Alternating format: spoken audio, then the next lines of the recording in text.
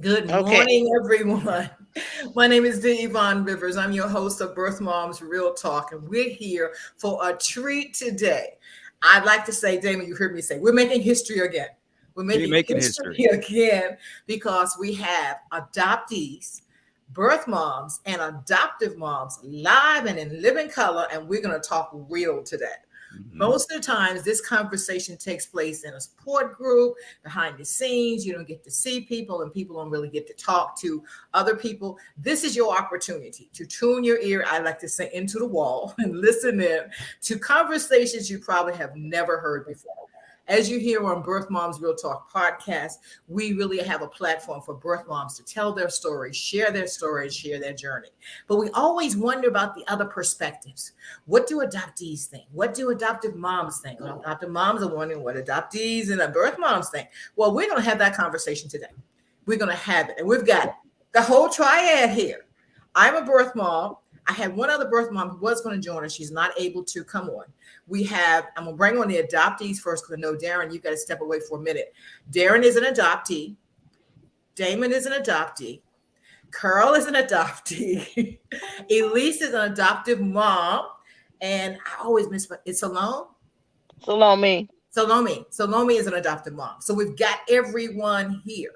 So Damon, not Damon, but Daryl, get the D straight. Darren, I'm gonna go to you. Give us a little bit about your story about for as is when you were adopted, whether you found your birth family or not. Just a short snippet, 30 seconds. My name's Darren Watson. I was born in Alberta, Canada, and I was adopted at 7 months. And I moved to Texas in 1991, and I found my birth mother in 1995 in Canada. And I met some paternal family also in 2011 and 2015. Okay, very good, very good. Coming to you, Carl. Good morning, Yvonne, and thank you so much. I was adopted at an age of 6 months. I grew up in a rural community in southern Pennsylvania. And actually, my birth mom found me when I was in my 30s. You're Wow. gonna have to And tell that story, yeah. yes, and at that time, I met a whole biological family. My birth mother actually married my birth father, and I found I had three birth siblings. So it was Okay. an incredible experience. Very good, very good. Damon. I'm Damon Davis. I'm the host of the Who Am I Really podcast. I'm an adoptee and I'm in reunion with my biological family. I found my biological mother in 2009. Coincidentally, she worked right around the corner from me at a new job in Washington, D.C. So I was very fortunate to be able to be right next to her almost on a daily basis in reunion. And then I found my biological father completely accidentally when we were doing ancestry DNA, and he came up as a link at a time when I wasn't even looking for him. So it's a fascinating journey for me. Very good. Elise. Hi, I'm Elise. I adopted two children from foster care in New York State. I got them both from the hospital. So I fostered them and then adopted them. They're both biological full siblings. So I got my daughter first. She was 6 days old from the NICU. We adopted her after about 2 years. And her brother just came. He was born January of 2020. And we fostered him for a year before we adopted him. Okay, very good. Salome. Hi, I'm Salome. I'm an adoptive mother. My son is 29. He just turned 29 November the 1st. And I adopted him at 7 weeks old. I was contacted about a baby. Well, I contacted them and they told me we've identified a child for you. And so that's basically how we got started, where I went to visit and see my child. And I was able to pick him up December the 20th, right before Christmas Oh, in wow. 2000, not 2000, 1992. And so he Okay. was my Christmas gift to me. Yay. Yeah, absolutely. Well, those of you probably know my story that I'm a birth mom. Gave birth in 1973, and I met my son in reunion 2018 after 45 years. after 45 years. And just to share honestly, or Salome and I go to the same church, and I gave my testimony at church. And she was one of the people who came to me afterwards and shared some of her story. There were many more. So I always say, when you tell your story, you never know who's hearing it and where they come from and what perspective. And so I'm so happy to have all of you here. So this is just going to be a dialogue. So it's not really anything formal. So we all know what position or your perspective you come from. I'm gonna ask the general question: what do you want, as whatever position you're in, with your adoptive mom, birth mom, or whatever? What do you want your child to know, or what do you want to know the birth parent to know? I'm gonna come to you, Elise. Now, right now, how old are your kids? Are what, 5, 6? 5 and almost 2. Okay. First of all, number one, whether you know anything about their birth family, what would you say if they want it? They're young now, so that's not really something maybe you're dealing with. But what do you really want to know about the other two perspectives, other than coming from as an adoptive mom? Right now, I'm struggling with how to navigate the adoptions and how to navigate it. Because typically, I know a lot of people that adopted where the birth mom, like, placed the child. Like, they knowingly placed the child. They chose that for them. These biological parents did not choose this. That was through foster care, so their rights were taken. And I, in my mind, always wanted an open adoption. I actually never planned on adopting. It just kind of turned into an adoption case. And it's a struggle to navigate it, because I wanted an open adoption, but they're not in the right mindset. They're not in a good place. They're, not in a good place. We'll just keep it at that. So it's hard to say how much my children, how much they would want me to do right now, even though they're little. Like, if they're clean and they're available, do I show them, like, take them to them and say, hi, this is this person and this person, not necessarily this is your mom and dad, Right. not necessarily just this is a friend of ours, you know what I mean? So that way they have pictures or something in case they're not around later. I don't know. That's what I struggle with right now. Okay. I've reached out to the parents, and it's also a struggle because I don't know how triggering it is for me to have contact with these parents either. Yeah. I don't know if I keep the line open and it's a constant reminder, I have your 2 children. Is it going to be a trigger for you? Are you going to relapse? Is this going to be trauma for you? Because I don't know what place they're in. You know what I mean? Exactly. I don't know. And you're juggling a lot of things there. So I'm going to come to the adoptees now. We'll talk about, I want you to tell when you did meet your birth mom or what age. But as 5 or 6 years old, did all of you, Damon, Carol, and Darren, know that you were adopted? And were you thinking about your birth parents? Yes, I knew. Okay. Told by children at school. I didn't know what it meant. Oh. My adopted parents never discussed it. Okay. And I thought it was kind of strange because they were an older couple. And I was kind of trying to figure out, when did all this happen? I never saw any pictures of anybody being pregnant or anything like that. Right. And I was looking for them. Okay. So what age did you hear in school? What age? First grade. First grade. Okay. First grade. And then How I did they asked know? about it. How I did asked they know? I asked my mother about it. Okay. And she said yes. And then she told me what little more she knew. Okay. And at that point on, I sort of began hoping and praying that I would find them. Okay.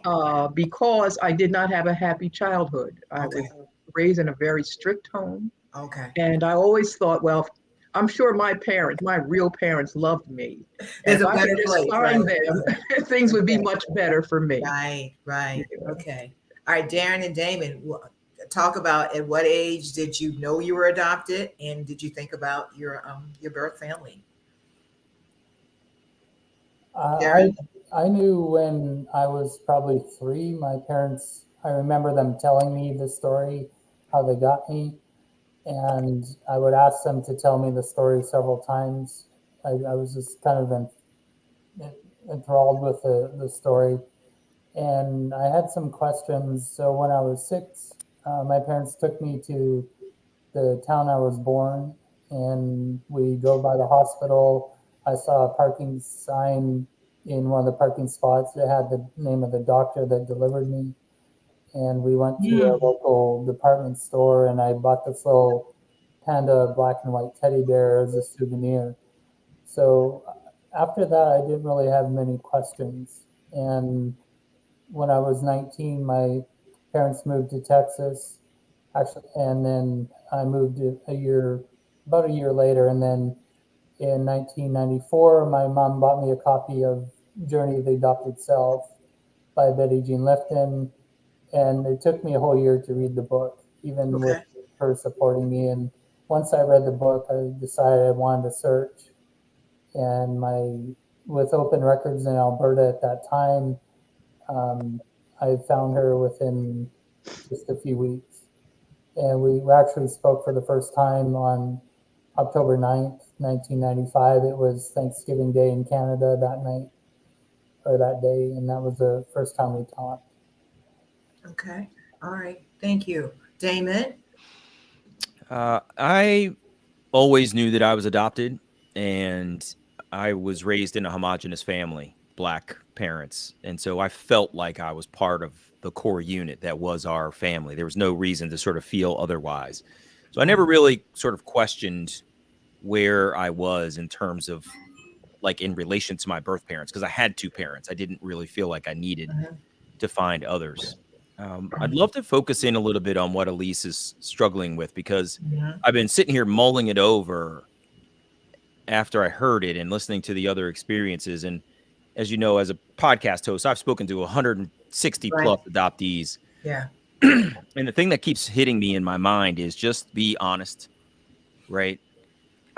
Your kids are young, and letting them grow up with the truth, in my opinion, and from my experience listening to other adoptees say, I wish I had known the truth earlier. Why didn't they trust me with the truth? I think it's my gut that you should go with the truth. So if it was me, I wouldn't go with, this is a friend of ours. It's not a friend of yours. That's their parent. And for them to understand that early, I think could be valuable, because either way, you're not avoiding them fantasizing about being with that parent, whether they've met them or not. If they understand what adoption is, it's my feeling that at some point they are going to question wanting to find that person and like, how much better would my life be with them or not, or whatever the thing is. And if they have a clear sort of understanding of why these people are not able to take care of them, and that you love them and that's why you're taking care of them, I just feel like that is a more centered, honest, balanced way to go about the thing, and help your children through understanding their relationship, versus what I think could happen later is if you're not upfront and they discovered that you had the chance to tell them and you didn't, it's not going to go well, potentially, right? They may understand why you tried to protect them, but in my opinion, from what I've heard from other adoptees, they don't care. You should have told them. You know what I'm saying? Yeah. Now, in terms of your trying to have an open relationship with these adults who are not able to take care of their own children, and it's my opinion, I don't know if this is right or wrong, but my sense is their relapse or what have you is not on you.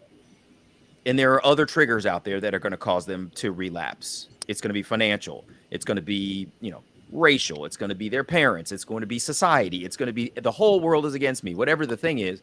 And I don't have my children and they live over there. Right. So my opinion is I wouldn't necessarily worry about them relapsing, because the other issue is, I suspect if they are going to be in a position of relapsing, that they're probably not going to be trying to find their way back to you all the time. So it might not be a burden on your family in a way that perhaps concerns you. I don't know if I'm hitting this accurately or not, but this is just what I'm sensing. So I would go with honesty, and I wouldn't necessarily carry the burden of someone else's struggle with addiction yourself. They have to deal with that with their own support network. And that's not necessarily your job. Your job is to be the best darn parent you can be and love those Right. kids as hard as you can and hope for the absolute best, just like any parent does, regardless of biology or adoption. You know what I'm Absolutely. saying? So Yeah. that's just my sort of 2 cents, and I hope that something I said was helpful. Yeah. Right. Thank you, Damon. Salome, got to go to you. You were shaking your head. You're that adoptive mom also. Yeah. You've got an Well, older son. Go ahead, share. we were advised in training that we should be honest with the children and let them know when they were of age to understand. So I use the terminology in my home, being a single adoptive mother. So this is my beautiful adoptive baby, my adopted son. I would use terms like that in my home, Okay. so that if he heard that term, it wouldn't be like, "What is that?" It's just something he heard all the time. Right. And it was my goal to make his life as great as I could, because we do. Oh, he's passed on now. His godfather had a bad experience being adopted and meeting his birth parents again. It did not go well. So it was my aim to make sure that he had a wonderful life, so that if they rejected him, that he could say, "Well, this is your loss. This is not my loss." I wanted him to have a great upbringing. Now, he's had some turbulent times going through teen years and everything, but he's doing well now. But Did and he he have never really questions? Did he have questions? he never really did. He never really Okay. did. We may have talked. He may have said something about his birth parents maybe 3 times in his life that I know of to me. Okay. And but see, that doesn't excuse me from. I've always wanted him to know. Mm-hmm. I said, because if I was adopted, I want to know. I want to know who my birth parents were. So I would bring it to him when he got to a certain age. I said, when you become old enough, you need to look into researching who your birth parents are. That's always been something I wanted him to do. Don't wait till they're dead and gone and say, "Oh, I want to meet my birth parents," and then you've lost that connection. You know, you've lost that ability to know who you look like, where you come from, what's the health situation going on with them, meeting your siblings. He has siblings on his mother's side, he has siblings on his father's side, and he has a full sibling with his mother and father that they kept. So That's so he knows all of this He already knows now? every bit of it. He knows every bit of it. Okay. Does he have any inkling for him to search and actually meet his birth parents? He told me not too long ago that he made a first step to contact. Okay. And he was waiting at that time for them to come back. They had to get in touch with the birth mother to see if that was something she wanted to do. Okay. I said, "Well, okay, good," and I left it alone. You know, he's made his first step. I don't want to push him Right. too hard in something maybe he's not ready for. But I think that is a missing link with him. The troubles that he's had, I think that might be a missing link with him, that somehow, some way, because some of the troubles he's had, I think it's almost directed at me that, well, if I had been left with my parents, I wouldn't have been going through these problems. I said, well, that's something you got to figure out for yourself. Right. He knows the circumstances. They give you a letter of why, in their opinion, they gave up their child. He had that. He lost all that paperwork. I turned all of that stuff over to him when he was 18. He lost every bit of it. And I did not make copies. I didn't think I had to. Guess what? He's got it here. Yeah, if he has it. And I told him, I know what it says. I've repeated it to him. Yeah. But I wanted him to meet his birth parents. And I was going to make a comment on Damon. What Damon said, that was like spot on. You got to be the best parent you can be. Yeah. And let their parents do what they have to do to get themselves right. You can't worry about that. Nor can you expose your children to a situation that could be dangerous for them. You can't expose them to that.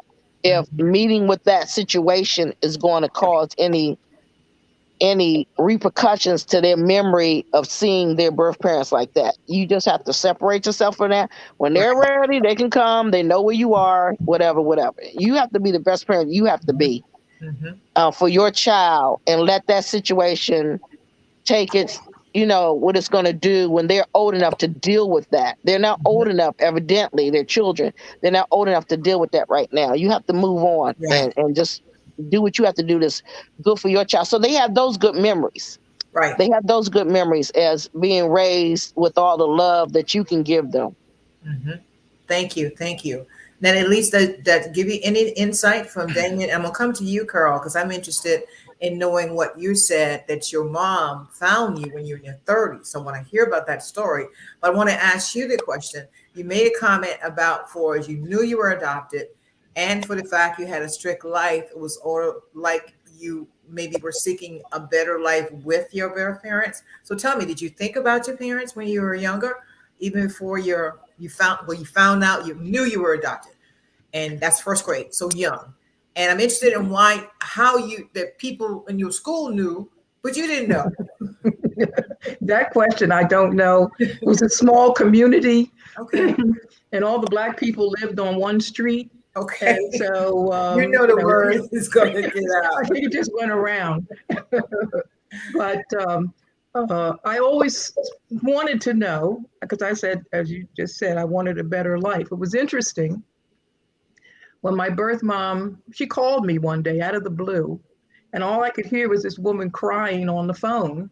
And I said, what's wrong? Who is this? And whatever. And she called me by my name. Nobody really calls me Carol Ann. So that she called me that. And I went, wow, this person knows me really well. And my adopted mother told me she never changed my name, and we'd always lived in the same place. Actually, the house has been the same place for over 100 years. So I was kind of easy to find. But she called me, and I wanted to get together really quickly, and we did. And of course, I wanted to know, did I look like her? And that's when she told me all these stories about my father, and he was with her at the time, and I had my husband and child with me at the time. So it was quite a reunion. And she said, Carol Ann, you know what? You were born across the street from where I was then living. It was a home for unwed mothers. Wow. And she told me at the time that she was 16 years old, and her father absolutely would not let her keep me. And she kept saying, that's the only reason I gave you up. And I just love you, love you, love you. And that was a lot for me to take at the time. Yeah. I was a young professional. I had children, and I ultimately found that this family had many issues. There was addiction issues. There were health issues, sort of a dysfunctional family. And because I was a lawyer at the time, they were looking to me to kind of save them. And it was just too much for me. And so I separated physically. I went out of contact with the family.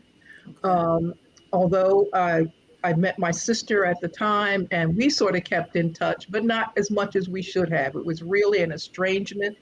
And then one day, I guess I must have been maybe 4 years later, 5 years later, I decided I need to do better.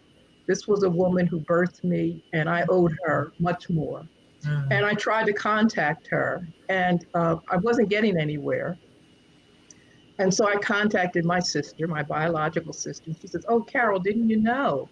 They both passed away. Wow. And I was absolutely devastated. I said, why didn't anybody tell me? Wow. And she said, we were so distraught ourselves. And she said, please forgive me. I just, I'm sorry. And so at that point, I had so many regrets. I don't think I ever told them that I loved them and appreciated, what they did, for me. And so what I did to get to know who I was and to know them better, I really attached myself to my biological family. And many of them were right in Philadelphia, where I was then living. Most, though, came out of Virginia.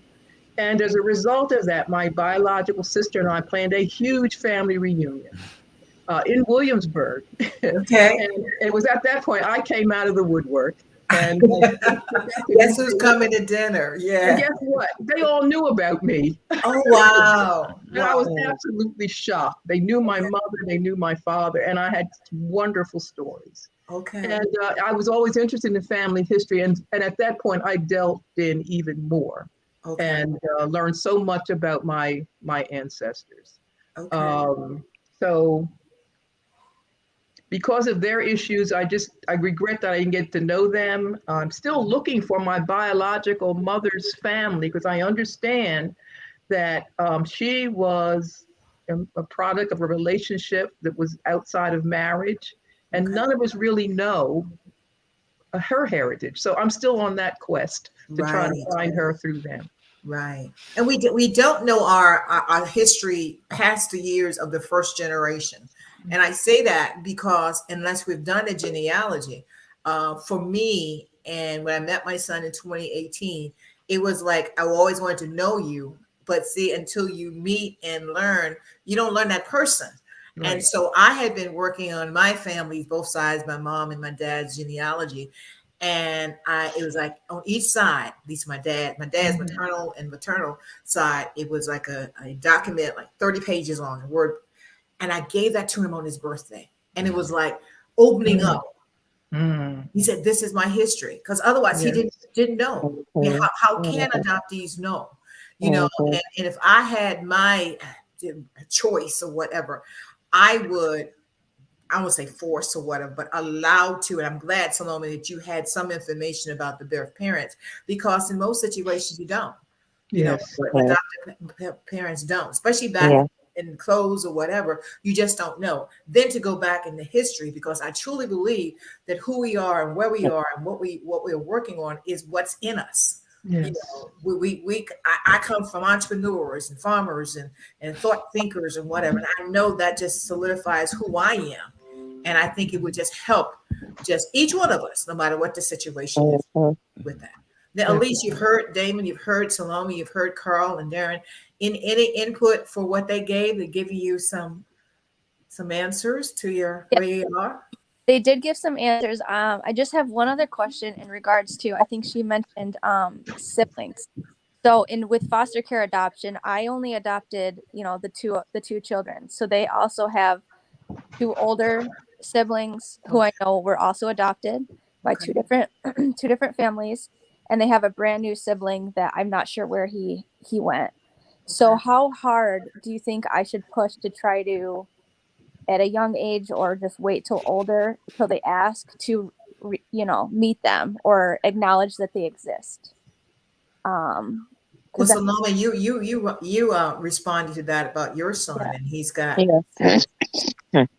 I let him know this because, like I said, time is fleeting. You're getting older. We don't know what the situation. Him being a black male, his siblings could be dead, shot up, dead, gone. We don't know this. We don't know. Time is fleeting. Make your contacts now and meet these people while you have a chance. That's why. But he knew it.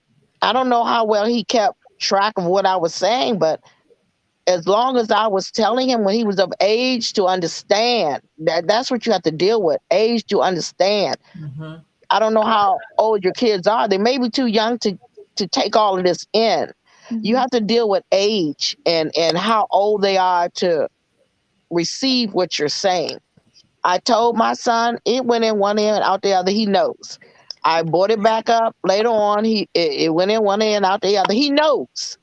But you just don't dwell on it because they have to be of an age to make the contact themselves. They Okay. have to be of an age, and Damon can maybe make that connection better. But you only tell them as much as their age will allow them to receive it. At a certain age, they just aren't able to receive everything Right. you're saying. You can bring it up, like I would say, "You're my beautiful adopted baby." He knew the terminology. He didn't know what it meant. But if Right. somebody said it around him, I didn't want somebody saying, "Oh, I remember when you adopted him." And he's like, "What is that, mommy? What does Mhm. adopted mean?" I didn't want somebody else breaking that news to him. You already Right. heard the terminology. Now you're of an age that I have to explain to you what exactly that meant. Yeah, I'm glad And you I said don't, that, because I heard Carl said that when you heard someone say adopted, but you didn't know what it meant. And I yeah, have talked to other adoptees and heard him talk too. And I speak about just experience in others is like when they hear it, unless it is explained at whatever age. Now, Damon, I think I've heard you talk about you've still got some connections with some of your biological family. You want to share anything about how that's Yeah, connected? yeah, I do, but I don't have any siblings, and so Okay. the wheels you see turning on my face are trying to Okay. figure out Okay. if I had siblings Uh-huh. at a young age, would I have wanted to know that and know them early on? And my gut says yes. Okay. And I'm trying to figure out how to help Elise with this, because if the children don't have their parents, they have each other. Your siblings said, which is amazing. That's true. Yeah. But I feel like if you have the ability, it would be beneficial to help them know their siblings as well. I feel like you're all kind of family together. You're their parents, they're each other's brother and sister, and they have siblings, regardless of whether their parents are unable to be in the picture or not. My sense is, and I would love if when people see this video, please make some comments about this Yeah. particular issue, Yeah. because I would love to know what people with siblings think about this piece, whether an adoptive parent should take the time, make the effort to connect their adopted children with their siblings who have been adopted into other families. Because my gut says yes. I don't think you have to spend every holiday with them and do Right. like every family vacation with them. But my sense is that some level of connectivity, if you're able to achieve it, would be great. Because what happens for adoptees is when some kind of reunion happens later, you automatically think of the time you lost with those people because you didn't know them before. Mm-hmm. Mm-hmm. And so my sense is if your kids are able to connect with their siblings, even from time to time, every other year they spend a Christmas, every other year they go to the same summer camp if you're in the same city, whatever the thing is, something that creates some connectivity between them, I feel would be healthy for them. Because some of them are going to have questions Right. about the rest of their family, and they're one of the challenges for an adoptee is not necessarily feeling like you have someone to talk to about your adoption. And they can talk to each other and they're related. They Mm-hmm. might not give each other the best advice, but that's fine. You guys can help them navigate some of that stuff together, in my opinion. Now I So see. Let me see. Let me I'm see really if I looking can- forward to seeing the comments that Yeah, come we've got from one comment from Brune who says, obviously she's a adoptee. Says my adopted parents got me just before Christmas. I feel weird being called a gift. I'm gonna ask you, Brune. I don't know what age you are or what age you were adopted, but in answer for is what Damon is saying. What's your opinion of wanting to know whether you had siblings or not? Yeah. So put that in the comment. And I see someone else. Let me see, I'm trying to bring in some of these comments. It was somebody else. While you're looking at that, Yvonne, I just wanted Uh-huh. to mention that one time my biological sister gave me a picture of my parents. It was a gorgeous picture. And I Wow. happened to one day show that picture to my children, one of my daughters. Mm-hmm. And I was just casually turning page. I said, yeah, that's my biological mother and father. She says, wait, Mom, that's our grandparents. Tell us about them. And I never thought, my daughter would be interested. Wow. And Wow. so now my children, I have 3 adult children, I have 7 grandchildren. They know this wonderful extended family that they are part of, adopted, biological, Right. church, you name it. We're all part of a tremendous family. Mm-hmm. And it is absolutely wonderful for them. What a resource that they now have. That I didn't lose. Absolutely. It's their history, their legacy. That was a whole thing that I felt I needed to give my son, and he wanted to know. We have another comment from Pam says, when I reunited with my birth son, my kept kids and he connected via messenger immediately and are still close. So you're going to have those connections. I think we've got some other ones, but yeah, if you've got some people who are commenting about siblings, the Broom says she does respond. I'd love to have known my siblings earlier. Mm-hmm. So this is an adoptee who Yeah. did say that. Even now, I got to say, like, I was the only child in adoption. My biological mother never had any other kids, and my biological father doesn't have any that we know of. But if somebody came forward right now and said, "Listen, I think you might be my brother," Okay. I would be like, "Oh my God, we have lost so much time." Mhm. You see what I mean? Right. So I feel like to the extent that you can make the effort, and to the extent that the other families are open to it, because Mhm. you've already said at least that you would like an open adoption, which is Mhm. amazing. There are Right. other adoptive parents that are like, I'm the parent, they don't need to know anybody else, and they will Right. shut everybody else out. And they may Right. not be receptive, but then at least you can say honestly to your own children that you tried, right? That they're, you know, you need 2 points to connect. And if they weren't able to connect with you, that's not, you have done what you could do. Absolutely. Absolutely. You know, when you talk about fours and open adoptions, actually the birth mom who's going to come on, she's in an open adoption. And I think her son is maybe 6 years old. And there is that difference. That's why you see, I really wanted all perspectives.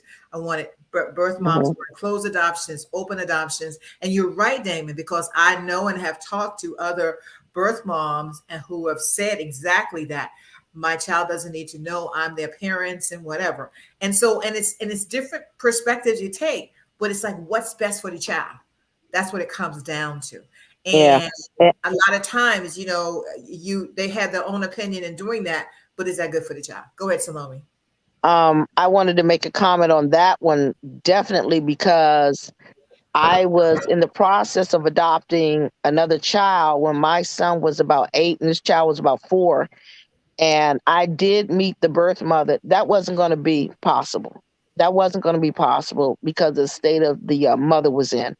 And Okay. that was going to be a real messy situation. So that wasn't going to be open in my eyes. That may have been something because he had other siblings, and I went to the meeting when they went to meet their mother. They were still she still had her rights, and they didn't tell me that he wasn't up for adoption.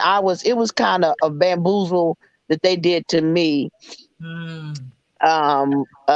He was in foster care, and the lady who had him, the foster mother who had him, she wanted to give up adoption, taking care of foster children. So just so happened I came to the picture at the right time. He was everything. And it was a bamboozle to me that he wasn't really up for adoption. But when I met his birth mother, that wasn't going to happen. She wasn't in a state that I would expose him to her. She was an alcoholic, and Right. I wasn't going to Right. expose him to that. He was We have to keep the ADHD. children safe. They have to Yeah, stay she safe. was ADHD, and she had a whole 2 bags of candy there for them. And I was like, what are you doing? You know, what are you doing? And so it wasn't going to be. So I think you have to evaluate each situation. Some are just that they're too young. Maybe they had their child at 15 or 13 or whatever. You know, they weren't able. Then you have some that were drug addicted or alcoholics or whatever. You have to make that decision along the way, but that wasn't going to happen. Even if that Okay. was something that she had wanted, that wasn't going to happen. I wanted to make a comment to the lady who said that she had a problem. She wrote in the comment she had a problem being called a gift. And I think that that's why we're all here giving our own perspectives. I said that my son was my gift to me. I don't mean that to be offensive to anyone, but that's how Right. I felt about my child. That he came December the 20th, and I felt that he was my gift to me. And I've told so many people, and so many people understood it. But I don't mean to be offensive to anyone. She said she Right. felt weird being called a gift. I'm not trying to be offensive. This Right. forum is about giving each person's where they are, their comment about how they feel wherever they are, being an adoptee, being the birth mother, being the adoptive mother. And so if I was offensive to that person, I apologize. That wasn't what the I comment was understand. made. It wasn't made like And that at all. that's why this is an open forum. I want different perspective.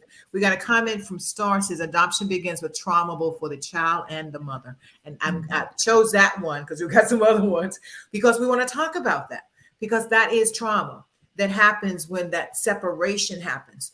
And then when the child is put with the new family, It's like, what does the adoptive mom feel then, knowing that loss and trauma has happened before that? So my question to all of you, how are you dealing with healing from the trauma or just whatever in adoption? You heard me mention at the opening of it that this is an open forum, people tuning in, it's live, it's real, and that's why it says making history, because most of the time these conversations are not happening in public.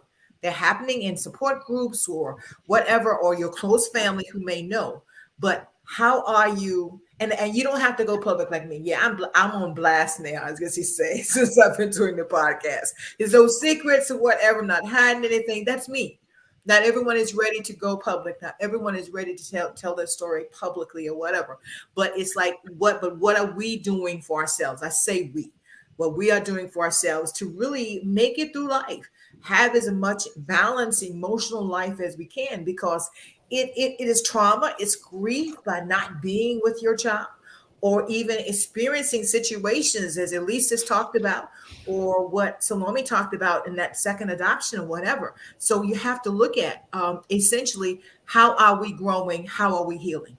So let me take the mic for a moment, and I want to turn your question back to you, Yvonne, because as a birth mother, you have been part of that early trauma process. So why don't we start with you? And I'd love to hear from you. How do you heal from having relinquished a person that you didn't get to know for more than 30 years? Absolutely. And a big part of it, Damon, I'm glad you asked that question, because not only telling my story on my podcast, but as I share every time I talk, is the fact that I chose specifically words are empowering. And I don't use the word relinquish. I don't use that purposely. I say I placed, because that's what it was, that I placed, because I wanted to raise my son. I needed some support. I didn't have that. And the alternative was to have someone else raise him. If I had my choice, my child would not have been adopted. So it was important to me to use the words of really to express where I was with that. When I say I placed, it was placing with a family that had been recommended to me by a trusted mentor for a number of years, who knew the family and whatever. And that made me feel safe that I can do that, because I could not do that. I also look at the fact of what society may use other words in saying you gave your baby away, whereas I didn't. I placed him, but my love never left. How I heal is just speaking on exactly that birth bond I had with my son. It's still there. It has not changed. We spent 45 years apart, but it came back together the day I met him. I could see my eyes. I could see my eyes, my mouth, my nose, whatever. And that thing there. And I really can say, in the past 3 years since we've been in reunion, I paid more attention to the heredity and genes of people. When I see Forrest and moms and dads and kids and whatever, I see that in my son. And along with it, that never changed. So my healing comes from staying focused to me going through my grief. And I'll tell you, it's some roller coaster rides. And some days it's like I'm just hanging on, because it's not the sad grief. It's the grief of number of years of being apart, being told or believing you couldn't talk about it, because my family, you couldn't. It was like not any questions, and hospital alone, drove myself there. When I came back home, no question, you have a boy or a girl. I simply announced, I got a son. Y'all deal with it. Essentially it, because I'm not going to deny that. And I have stood purposely and proud and truthful in saying that, and to my son and saying that, because it's tough for him. And I'll be honest with you, and sharing some things about our reunion is the fact of there were a lot of things that he wanted to know about me. They knew some things about me that they didn't share with him. And Carol, I think of you and saying that because he found out he was adopted at a certain age. And when he asked his parents, they simply said, "You're adopted." He didn't know what adopted was. So you see different circumstances. So how I'm healing now, Damon, is a constant working on me through my own support with me. I talk to myself. Fridays afternoon at 1:00, I have my own therapy session. It's just me. It's just me. The podcast, whenever I can talk, and I talk openly, and that's what I want, because too much secrecy has been in adoption. So that's the first thing that I would change. Yeah. So that's how I am healing, is uncovering whatever I can and whoever comes with me. Because you're like my crew, my pack here today, because you're openly talking public. This is live on Facebook and YouTube, that anybody can come back to it. Where a lot of other people, they're still keeping the secrets. I have people listening to the podcast who will write me and say they listen to the podcast when no one else is in the house. Yeah. Yeah, I can imagine. That's really interesting. Yeah. Yeah. Let me turn to Carol and then to Darren. Tell me a little bit about your own healing processes. Yeah. You know, Carol, as a person who found out she was adopted, who unfortunately lost her parents at a time when you were trying to get into reconciliation. Right. Just share a little bit about your own healing. What do you do for yourself? How do you, find solace and sort of keep yourself, for lack of better words, and forgive me, sane? Not only through adoption, but through so many circumstances in life. Right. Plus the rest of our lives. Right? Yeah. I have a strong faith, and I believe that God brings things to us for a purpose. Mm-hmm. And the adoption really did. Eventually, I came to find that it enriched my life. At one point, I was embarrassed about being adopted and embarrassed about the family that I found, because they weren't up to par with what I was, expecting. But, as you relate to people, and particularly to my sister, who I love, I got to know better who I was and who they are. And God has just been wonderful. He's taken me by the hand and said, you've gone through this, and now you can help others. And I try to do that on a daily basis. Mm-hmm. And I just want to come back and just relate one story about what do siblings feel. And while I was telling my story of not knowing who I was and being trying to find out for 30 years, my sister says, Carol Ann, we have a very different story. We always knew about you. And every holiday, a chair was set at the table for you, thinking that you're going to come home one day. Oh my gosh, that's crazy. And that just blew me away. I would have never known about that story if I hadn't had that relationship, with her. So I'm just blessed, and I just hope everybody else can just understand that whatever the situation is, it's because you're you, and you will be stronger. You will be better. And if you just rely on that family that you have, you're going to get through, and rely on prayer. Absolutely. That's unreal. Darren, how about you? Yeah, welcome back, Darren. It's sort of Darren, tell us a little bit about what you think of when it comes to healing, reunion, healing, adoption, etc. Tell what do you do? What I do, I do a lot of journaling, thought models from Brooke Castillo created the model, and that you can take your unconscious thoughts, which we all have, and then you look at a situation, you do a thought model, and then you do a conscious model, which is looking at the situation differently from your own creative thinking. I think for me, it's important to allow my grief to come up and process it right away, instead of stuffing it down and medicating with food or TV or something like that. Mm-hmm. And that's really been helpful for me. I also became a life coach to help adoptees in reunion. So I use that to help other adoptees navigate their own reunion based on what they need, and also from my experience of being in a reunion for over 25 years. Mm. And that really helps keep me going.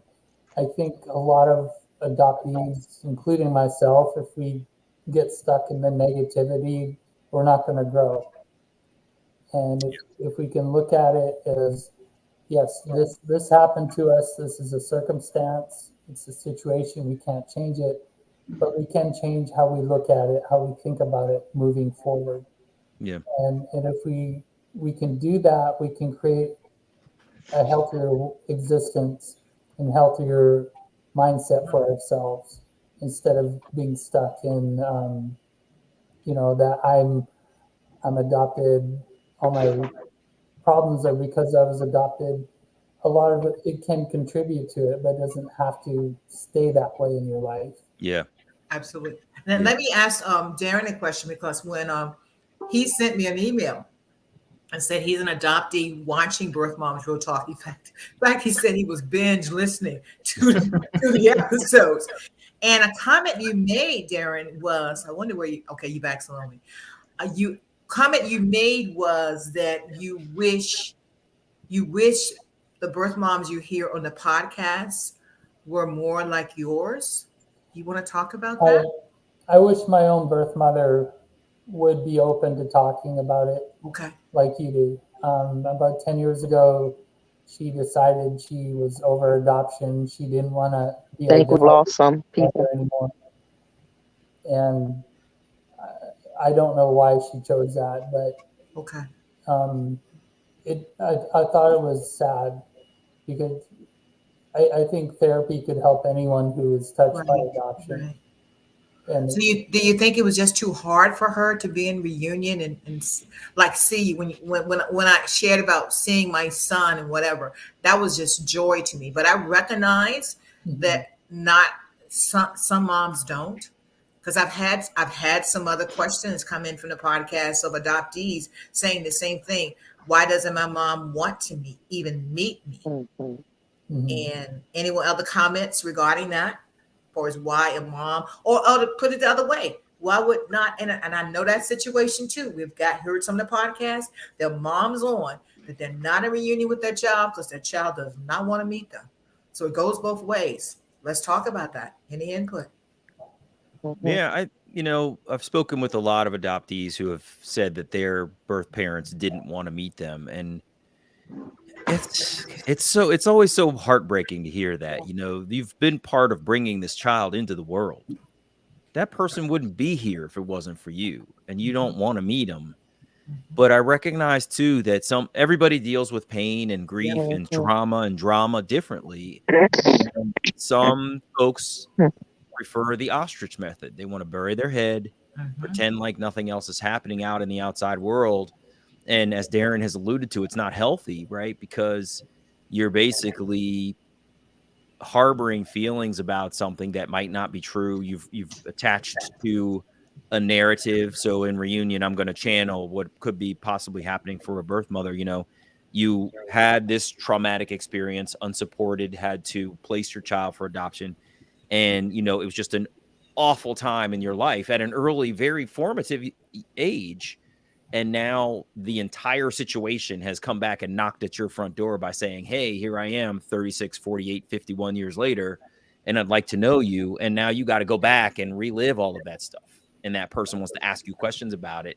And you remember, I would imagine how much you hated your parents for being forced, and how much you hated the doctors for being so judgmental, and how you hated the way you were treated by being sent away and all of this other stuff. I can empathize with why you wouldn't want to relive that stuff. But again, this person wouldn't be on the planet were it not for you. And it just feels sort of summarily unfair for a person to say, I'm never going to talk to you. I'm never going to meet you. I'm never going to engage with you. And I can see too how a birth mother would be super challenged by a child who didn't want to meet them. Same thing. You wouldn't be here if it wasn't for me. And I would like to reach out, make amends, get to know you, whatever the thing is. And it's just incredibly challenging for folks to say, listen, I'm comfortable right here where I am. I don't need you coming in here rocking my world with all of these emotions that I wasn't trying to deal with right now. And this goes back to some of the things that I think are challenging for adoptive parents is sort of knowing when and where to discuss the adoption with the child. If you're thinking about it and you're intellectualizing it, they might not be there. They just want to go outside and play. They may not want to be adopted today. They just want to be a kid. And so there's a tension between, how kids are. They come up and surprise you with a topic out of the blue. Walk up to you. They were playing perfectly happily over there on the floor and be like, go walk over and say, can you tell me about my birth mother? And you're like, oh crap, I'm making dinner. And I'm like, I wasn't planning to have this I conversation. know. I know. I know. I And know. so I think it's just incredibly challenging for people to face what they've been through, what the depth of the trauma actually is, and that's face it. to face with someone else and have them ask you about it, because they're the other part of that trauma. It's really, really, really tough. The depth of the trauma, and we'll come to you, Darren, is because if you've stuffed it so deep, even with people telling you that and whatever, and I'll just share this, and this is personal about my story. My family is still so deep, they can't deal with it. This is 48 years. 48 years. And they are moms, because that mom, that adoptee who asked the question, why do some birth moms don't want to meet, because her birth mom did not want to meet her. And I said, I can't answer from your mother, but I would say that it's probably so deep, she just is not capable of pulling it up, of dealing with it, doing the work. And I'll say that all the time. I'm doing my work to be the very best mom, person, sister, friend I can be. With that, I'm going to be the very best. But it's work. It's work, and so reunion is hard. Reunion is hard, let's face it. But we get through it, and we get through the other side, or continually, because it's lifelong. It never ends. But you constantly have to do your work. Darren, let's hear from you. I was attending an adoption conference back in 2014, and one of the presenters, he talked about trauma. And he was doing research on trauma. He was an adoptee. He said there's two types of trauma. There's acute trauma, which is that happens immediately, like if you're in a near-death experience. And I experienced that in a near-fatal accident a few years ago. The other type of trauma is like a long-term chronic drip.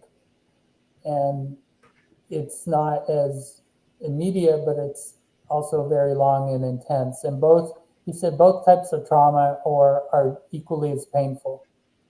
So thinking of that from that perspective, whether you face your trauma or not, it's going to be there. So you might as well bring it to the light, get some help, get some support, and process it. Otherwise, it's just going to weigh on you inside emotionally, and it's really going to affect you, and not just yourself, but everyone around you. Absolutely. Ways that you okay, Yvonne, I just wanted to add, for many years, I would not publicly admit that I was adopted because I felt that made me less of a person. And one day, after I had met my biological family, I was in my office and I said, I'm going to go to lunch with my sister. And the person turned around and looked at me, says, Carol, you don't have a sister. And I said, yes, I do. And I said, I'll talk to you about it later. And that colleague actually came around to the restaurant to see us because she wanted to see my sister. And I realized also at that time, a sort of a burden fell off. Yes. That I was now free. Yes. To talk about my circumstance. May I share how you got to be on here? Yes. Birth Moms Real Talk podcast began June 26th of this year. Carol and I both went to Lincoln University, so we're alumni. And we were working on a golf tournament for 3 or 4 months, first of the year and whatever. And so I think it was maybe July or August. And Carl sent, I don't know, it was first a comment or something, but I've become very in tune with people who are connected to the triad simply by comments. And I think the first comment, and we had a conversation, and she was saying, I like your podcast. The more we talk, I then asked the question, are you part of the triad? Because she had never said it before. She had never said it before, but she said yes, she was, and she told her story. So I find that a lot. That just through a conversation I may be having, and I've heard from people finding some particular ones have been adoptees who've gotten, talk about siblings, that their dad was in the military. I've had at least 2 people come to me. They've now got siblings who were had by German women that they recently found. So they now have siblings, So it comes out when I keep talking about, I'll talk about the podcast or my story or whatever. So We're going to wrap up. So I want to get some last comments from all of you. Elise, let me come to you first. Oh, let me go to this comment. Buried grief that was never allowed to be processed comes up in reunion. Mhm. True. So true. Okay. Elise, Yes. any last thoughts? What have you learned from this? What have you gotten from this, or any help or whatever? I've learned to not worry about what the status of the birth parents are right now, and just focus on raising my kids and deal with the adoption aspect as they grow and what's age appropriate. So it's hard to know what's age appropriate and how they're processing it, though. Like Damon said, like, because sometimes it or what she said, it goes in the ear out the other. Like Right. she knows that she's adopted because she got to see her brother be adopted at an age that she remembers. Yeah. So she says, "Oh, what did I wear at my adoption?" And we have pictures and yada Wow. yada.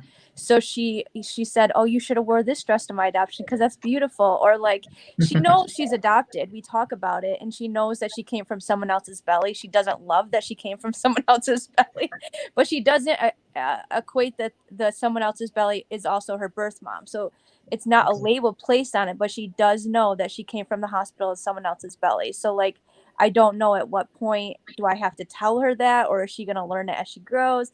But no, I did learn a lot from this. Good. So thank you. Very good. Darren. I really enjoyed the conversation with other members of the constellation, because I think we can learn from each other instead of having preconceived ideas of, based on trauma thoughts and stuff. I think it can be very healing as long as everyone's willing to be open and listen to each other and acknowledge that, yes, you had a different experience than what I had, but there is trauma all around in the adoption constellation in Absolutely. different levels. And I really enjoy your podcast. And I love the way you interview people and you get them to open up and share. And I find it really refreshing. Thank you. Thank you for listening. Keep listening.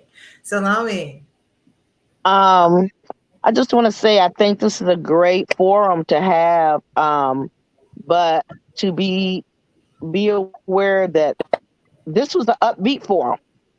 When you talk about adoption, adoptees, and adoptive parents, there are all types of stories out here, Oh and yeah. there are going to be some stories that are going to be hard to hear.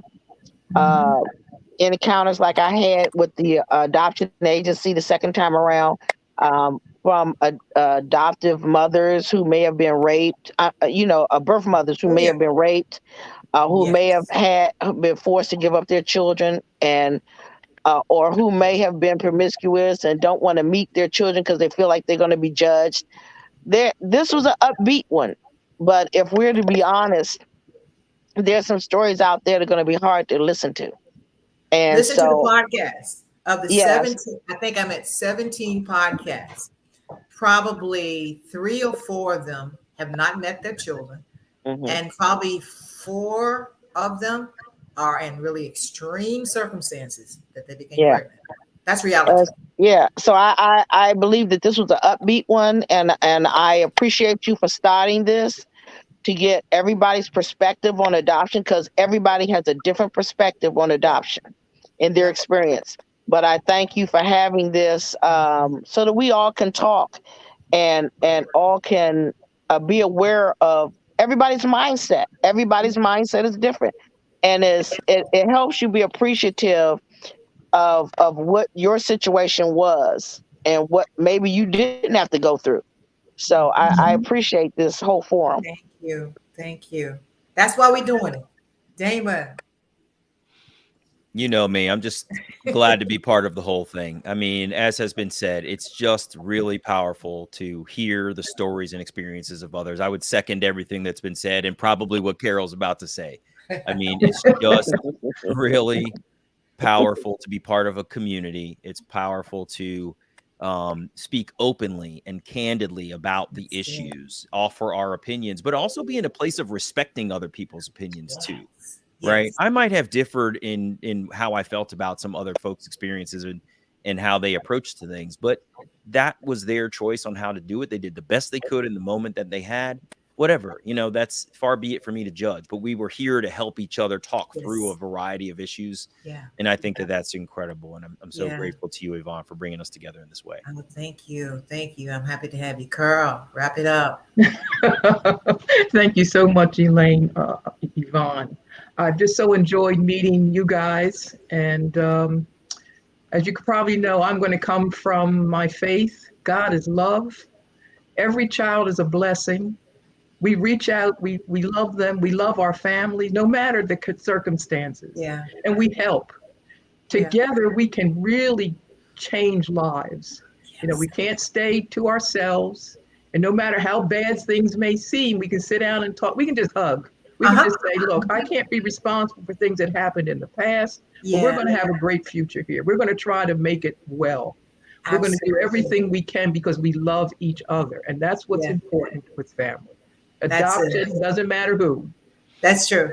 That is so true. The last comment I put up, I'm so grateful for the podcast. Thank you for all sharing your stories.